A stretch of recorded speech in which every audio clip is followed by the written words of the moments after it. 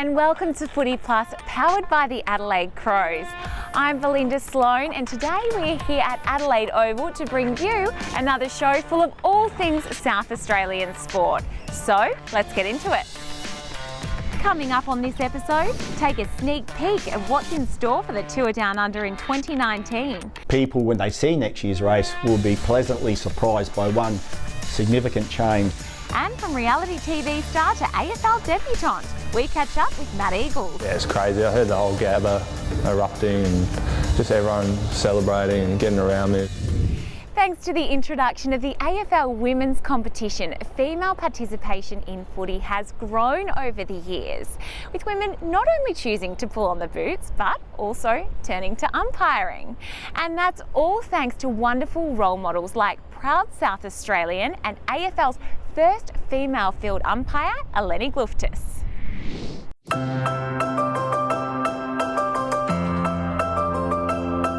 So I started umpiring in Year 9 back in school, and there was just a notice in the Daily Bulletin.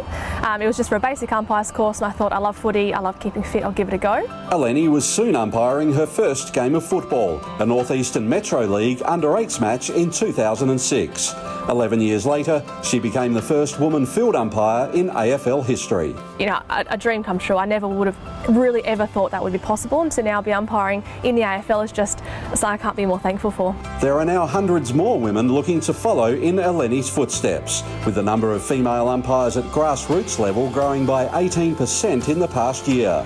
Like it or not, Eleni's become a role model. When you're the first of something in anything, there's some people who are going to look up to you, and you know, all I can do is hopefully encourage more to be part of it. You know, girls, boys, different background cultures, because it's just such a great way to be involved in the game. Eleni played football throughout primary school and high school, and says she'd have kept playing if today's opportunities existed back then. She says it's no coincidence that the increase in women's umpires has coincided with the explosion in popularity of women's football. It doesn't mean that there's going to be less female umpires now. It probably means more, because more females are interested in sport, interested in football, play football, don't want to play football, want to be involved in the game, and it just leads to more females participating in general, which is excellent. And her advice to any girls or boys thinking of an umpiring career. I think the really great thing about umpiring is you develop so many different skills, so leadership, communication, teamwork, you know, an understanding of the game from a different perspective, and it's a really great way to be involved, no matter whether you do play as well or you don't play as well, or you want to earn a little bit of pocket money or get fit. It's just a fantastic way to be in the game, so just to give it a go.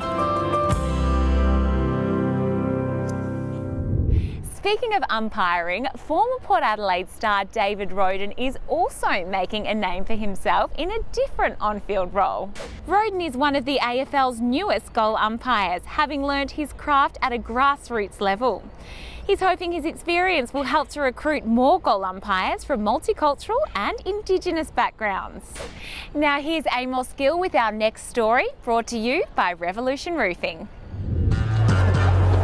Now, we all know South Australians are mad about their sport, but just how much do they know about their teams? I'm at the Adelaide Oval. Let's go find some sport fans and find out. G'day, mate. How you going? I won't come on your rug there unless I'm allowed to come on there? Yeah, no, go for it, fellas. Thank you very much. What an honour. You got time to answer some questions? No, not really. Okay. Michael, you've won the award for most inventive way to use a mop. The couple that footballs together stays together. That's what we've always said. Quick question for you. What's the name of the South Australian professional basketball team called? Nice. I don't watch basketball. That's not it. What was the name of the old SA rugby team? The Rams. Buddy Ellie knows what he's talking about. All right. We were the SA. SA who? Yeah, what do you reckon of the NRL? Love it, mate, yeah. Should be here more often. The Rams should have gone, mate. Great jacket, by the way. Mate. Very, very vintage. Very Darren Jarman, circa 1997 setup. So you come to the footy with your dad? Yeah. Yeah. You got any friends? No. Oh, wow. Tell you what, this is the serious operator posting for security, isn't it? The hill. Yeah, something like that. Yes! Yeah! Come on! You're not allowed to look at the game, though? No. So not even if you heard, oh, bloody unbelievable, you wouldn't even turn your head? No. Unfortunately, yeah, we've got to make sure everyone's safe. Are you a South Australian? Yes. What brings you to wear that? They're the better team. They're the better team. Can I have a sip? Yes. No, there's a floaty in that. No, it's cinnamon. What's the name of the South Australian soccer team? Don't say Perth Glory. Spell Eugene Galekovic. No. All right. What about the baseball team? And look at me, look at me. Look down the camera and do this with me. All right, that's the only bit we'll use. But. You beauty. Well, that is time on our segment. Back to you, Belinda. The people have spoken and often also slurred. In 2019, the Tour Down Under enters its 21st year, and that's a huge milestone for a bike race that started from humble beginnings to become the biggest in the Southern Hemisphere. And we caught up with race director Mike Turter to see what we have to look forward to. The Tour Down Under's 21st birthday is a milestone well worth celebrating.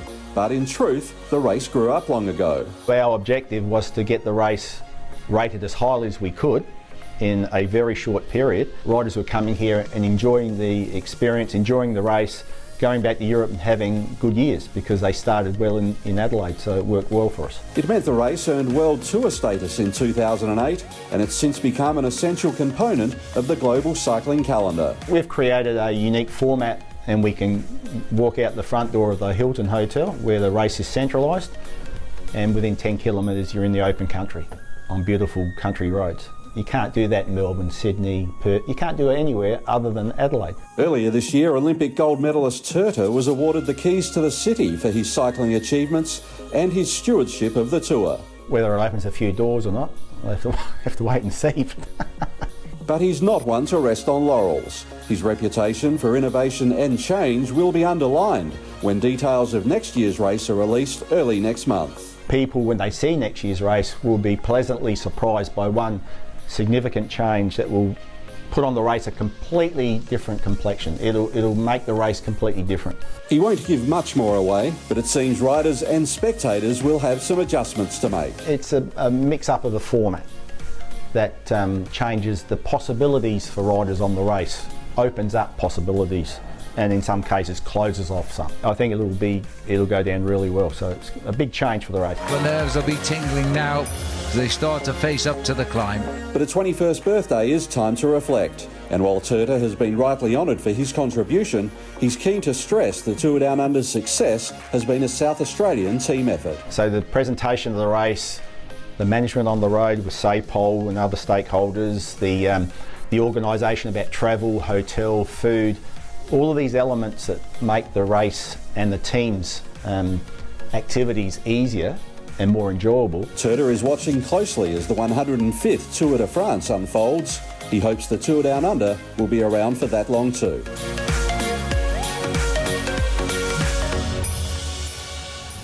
Hi everyone, I'm Josh Jenkins. Thanks to our proud partners Bupa, I've been given the opportunity to get to know some South Australian junior footballers. I'm here with Wyatt. Wyatt, got a few questions for you. First one, how old are you? 10, nearly 11. Nearly 11. What do you love most about playing footy? The glory of the goals. A bit like me. Yeah. What's your favourite thing to do with your family? Tough one. Spend quality time together, I reckon. Cool, I like that. How do you stay fit and healthy? Playing football. Playing football.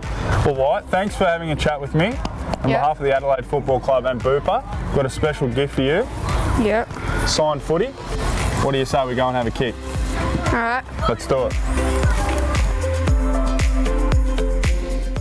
You're going to love this one. And if you don't give me the right answer, I'll be very annoyed. All right. This Toyota accessory is the mud guard. Which player loves wet, sloppy conditions the most? Probably one of the Crouch boys. No, they are from Ballarat. Who grew up in the hills in Victoria? Loves a slop. You. Me.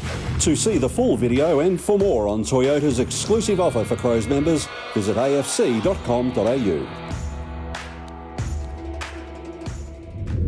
When the Crows travel to Brisbane next weekend, they'll be visiting the home of South Australian-born Matt Eagles, who made his debut for the Lions earlier in the year after winning the reality TV show The Recruit. He sat down with FOOTYplus to chat about his remarkable journey thanks to Flight Centre. Well, we've got another debutant this weekend at the ripe old age of 28. The big Eagles is going to get his chance here. It was the culmination of an epic adventure. From talented but wayward country footballer to Port Adelaide Magpies discard. Once playing SANFL, I found the passion to play at a higher level, but I thought it was all going to happen and it never did. From working in the Olympic Dam mines to running a landscaping business and then to reality TV. Our third finalist, he's the quiet man with a big heart. Let's take a look at what makes massaging Matt Eagles tick. Winning the recruit was amazing experience. I learnt a lot, tried to absorb as much as possible while I was there. The prize for winning the reality show, a contract with Brisbane. It's a massive transition from where I've come from. It's all gone so fast, but I try and look back whenever I can and just really enjoy it and soak it in. Here's an opportunity for Eagles. The right foot banana, he's got it. Eagles has kicked his first goal in footy. He never thought he'd get there. It's crazy. I heard the whole Gabba erupting and it probably won't happen too often, but just try and enjoy it while I can. Not that long ago, Eagles had fallen out of love with football, but an employment transfer to Brisbane saw him link up with Queensland's State League team, Yeronga Devils. I wasn't too keen on playing high level football, so I just went out and had a kick. I had some really positive mentors up here to guide me, and lucky enough the timing was right for the recruit, so they said, yeah, have a crack at this. If you had been at the first training session he turned up to, which was in fact my first training session with the Lions, the number of times he got falconed at training and missed kicks and missed handballs, I was sort of thinking, whoa, this is going to test me out a little bit. And he had a sceptical playing group to convince. It looked like it might all come to a premature end before he surprised with a starring role in last year's Brisbane Reserves Premiership.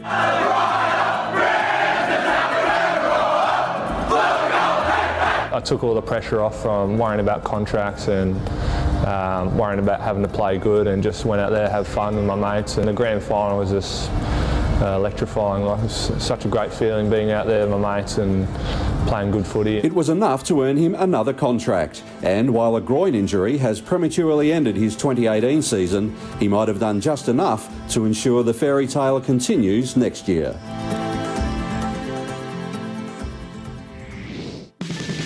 Hi, I'm Alana Smith. Don't forget to watch The Crow Show this Sunday when we'll catch up with Rory Laird, consistently one of the club's best performers. I dare say I'll be in a bit of trouble if there was a few goals let over the back with my men. So, I think if I can do both, I think that's probably my perfect model of a game. Join us Sunday at 11:30 on 7.